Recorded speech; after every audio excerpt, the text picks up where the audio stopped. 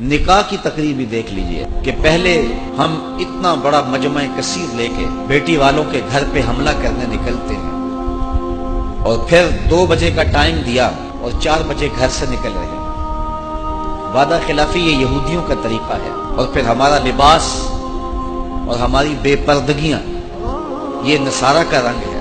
پھر بھنگڑے ڈالنے لگے۔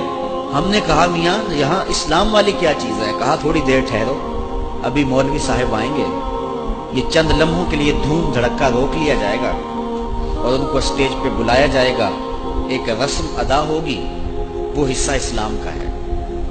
مولوی صاحب نکلیں گے، پھر وہی کچھ شروع ہو جائے گا، اور ہماری شادیاں، ہمارے بیاہ، ہماری تقریبات، اور اگر آپ میرے سے ناراض نہ ہوں تو ہماری محافل نعت بھی دیکھ لیں، ہمارے عرس بھی دیکھ لیں، ہماری مجالس بھی دیکھ لیں کہ مہمان خصوصی ایک شرابی ہوگا اور تہجد گزار جوتیوں پہ بیٹھا ہوگا۔ جس طرح نوٹ نچھاور کیے جا رہے ہوں گے اور غریب کی غربت کا مذاق اڑایا جا رہا ہوگا۔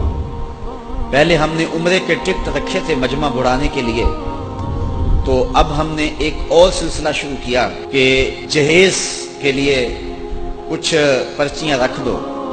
میں ایک جگہ پہ گیا تو وہاں انہوں نے مجھے بتایا بیان کرنے سے قبل کہ جناب 16 بچیوں کے لیے ہم نے جہیز کا انتظام کیا ہے، اور یہ پردے کے پیچھے 2000 کے قریب بچیاں یہاں جلسہ سننے آئی ہیں۔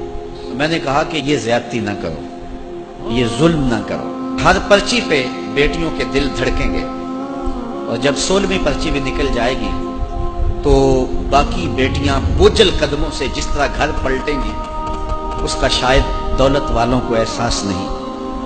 یہ اس غریب سے پوچھو کہ جو اپنا گھر بیچ کے بیٹی کو جہیز دیتا ہے۔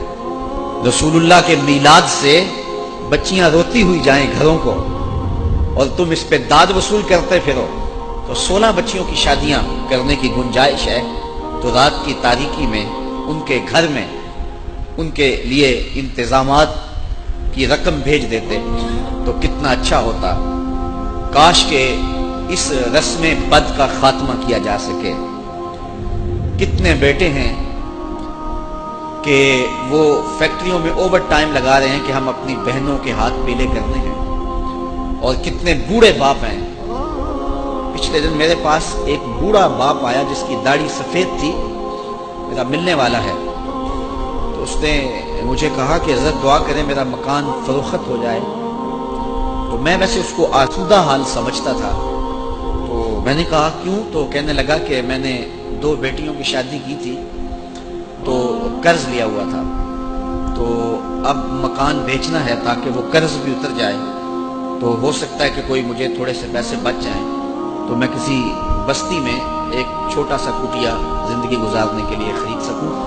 باقی میرے 2 یا 3 بیٹے ہیں تو وہ کمائی کریں گے تو اپنا مکان بنا لیں گے۔ میں اس شخص کو ظالم نہ کہوں جس نے غریب کی بیٹی سے جہیز لیا ہے۔ اس کے دل میں کوئی ترس نہیں آیا، اس کو خوف نہیں آیا اللہ کا۔ میں نوجوانوں آپ کو یہ کہتا ہوں کہ تم نمازیں بھی پڑھتے ہو، روزے بھی رکھتے ہو، سجدے بھی کرتے ہو، لیکن اگر تمہاری شادی پہ غریب باپ اپنے گھر کا سارا اثاثہ لٹا دے اور تمہارا گھر بھر جاتا ہے اور تم خوش ہوتے ہو کہ بڑا جہیز آیا ہے، لعنت بھیجو ایسے جہیز پہ۔ یہ تمہارے لیے ایندھن ہے دوزخ کا۔ یہ فیصلہ کرو آج کی اس مجلس میں، جن کی شادیاں نہیں ہوئی وہ بھی فیصلہ کریں، اور جن کو اللہ نے اولادیں دی ہیں وہ اپنے بیٹوں کے لیے فیصلہ کریں کہ ہم اپنے بیٹوں کے لیے کسی سے جہیز نہیں لیں گے، اور اس رسم بد کا ہم عملی بائیکاٹ کریں گے۔ معاشرے کو سوکھا کرو، معاشرے کو اذیت میں مبتلا نہ کرو۔ یہ بہت بڑی نیکی ہے مشکل کام۔ اللہ تعالیٰ ارشاد فرماتا ہے کہ یہ مشکل گھاٹی نہیں چڑھا، اور مشکل گھاٹی کیا ہے؟ کسی پھنسے ہوئے کی گردن کو چھڑانا، غلام کو آزاد کرنا۔ تو دور موجود کے اندر وہ بوڑھا باپ پھنسا ہوا ہے جس کے پاس کچھ بھی نہیں ہے، اور گھر کی دہلیز پہ بیٹیاں بوڑھی ہو رہی ہیں، اور بیٹوں والوں کے نخرے جو ہیں وہ دیکھنے والے ہوتے ہیں۔ وہ 100 آدمی یا 200 آدمی لے کر حملہ آور جو ہو رہا ہے، بیٹی والے کے گھر میں، اس کو بھی سوچ نہیں آتی اور باراتیوں کو بھی سوچ نہیں آتی کہ یہ ہم کیا قیامت توڑنے جا رہے ہیں۔ کاش کہ معاشرے کے رشتے ہوئے زخموں پر کوئی مرہم رکھنے والا ہو اور ہماری معاشرت ایک خوبصورت معاشرت ترتیب پائے۔